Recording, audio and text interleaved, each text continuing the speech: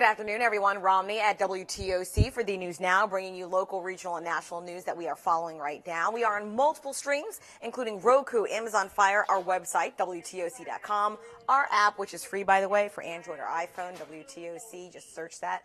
It is free. And, of course, our Facebook page. The reason I like Facebook is because you can actually say hi, give a shout-out of where you're watching from. You know you probably should be working. A few of you should, at least. And then, of course, if you have a question, I will try to go back in the comment section and answer you if I don't have an answer.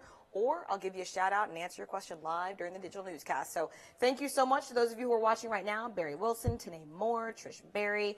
Hey guys, thanks for sending the emojis. I certainly appreciate it. Okay, so we're starting this afternoon with some really good news. It turns out Gulfstream is getting major attention after announcing it's creating a lot of jobs. How many? 200 jobs, and it will invest $55 million in an expansion of its service center operations in Savannah. Now, these new jobs will include positions in Gulfstream's service and support organization.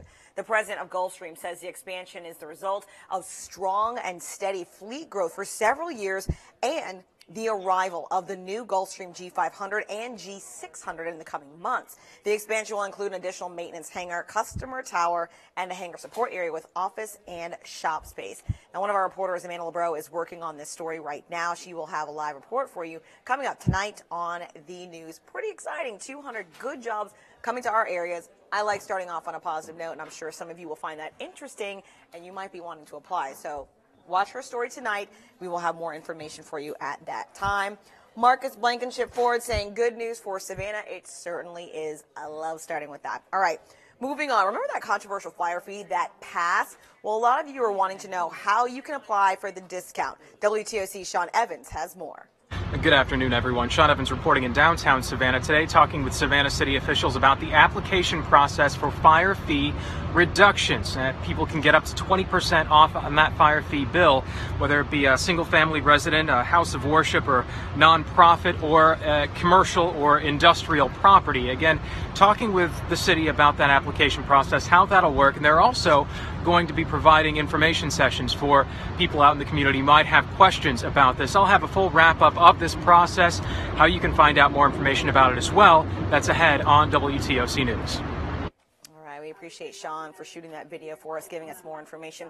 All right, so Forsyth Park, one of the huge tourist attractions. People love to see it in downtown Savannah. I love walking my dog there, but soon you might have to pay to park near it.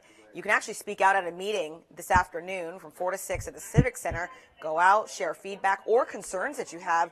Now, the proposal is to charge $1 an hour at the Drayton Street Cafe lot, the Park Avenue Tennis Court lot, and the angled spaces on the park side of Park Avenue. Now, that would be enforced Monday through Saturday from 8 a.m. to 8 p.m. starting this year in July.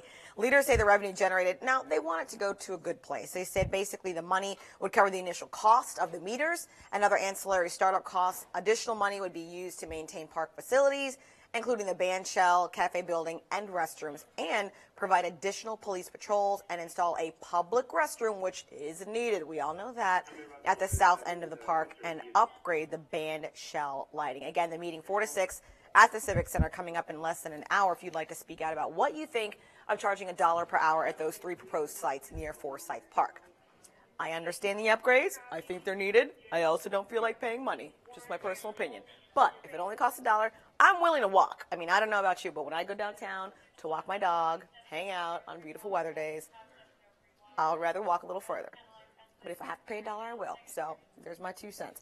All right. Today, weather-wise, is a lot better than yesterday. It was really gray and rainy to start the week off. We're getting warmer, and it's clearer today. Meteorologist Cutter Martin has more on what you can expect for your drive time forecast for this evening.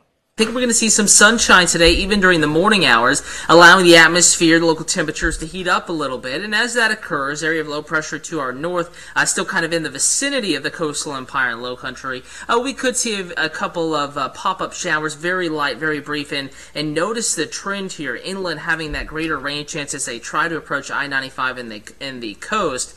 They do tend to weaken. So not expecting a washout whatsoever. A couple of pop-up, very light showers scattered about the region. We'll be keeping you updated, and if you have any outdoor plans, you can always get a check of First Alert Radar in the WTOC weather app.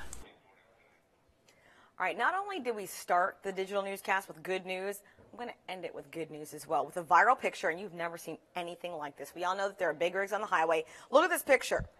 13 trucks lined up next to each other. Now, you guys might say, I'd be mad if I saw that. Don't assume just yet. They were actually helping prevent a man from jumping to his death. This happened overnight in Detroit. It's being called the trucker wall. The police waved down the truckers on both sides to help and later thanked drivers who were realizing that there was someone on top of this bridge. So basically, the police were there, waved down the truckers on both sides. They created this wall, and they were able to safely talk that person down. Although this is a wonderful picture, I want everyone to keep in mind, this is the original tweet that it came from. So it shows that help is still available. If you or anyone you know are thinking about suicide, you can also call the National Suicide Prevention Lifeline, which is 24/7 at 1-800-273-8255. But again, this picture going viral out of Detroit, 13 trucks lined up next to each other, specifically and particularly and deliberately blocking traffic in both lanes just to make sure that one person did not jump to their death. High five to all of the people involved. Really excellent effort to take care of one another, and that is what it's all about. So even though this is an awkward looking picture and you might think, how is this good news? They got together and saved the person's life. That's why it's good news. I have someone who's wanting to go back to the Gulfstream asking about jobs, so let me go back to that. Gulfstream's news today. They will be creating 200 new jobs and investing millions of dollars into the local economy. How much, you ask?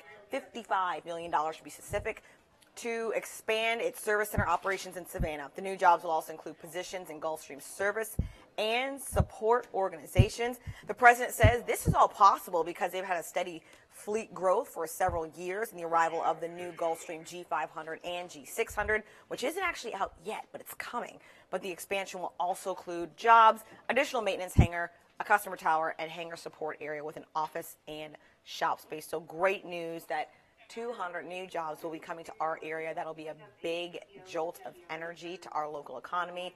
Certainly more on that. Amanda LeBeau is working on that story. She will have more for you tonight on the news. Speaking of that, if you ever want to get in contact with the news and stay in the loop and you don't know how, WTOC.com. It is that easy. And then, of course, you can always log on to our social media pages. We are on Facebook. We are on Instagram. We are on Snapchat. We are on Twitter. We got you covered 24/7. Visit us there. I'll see you at 4 o'clock.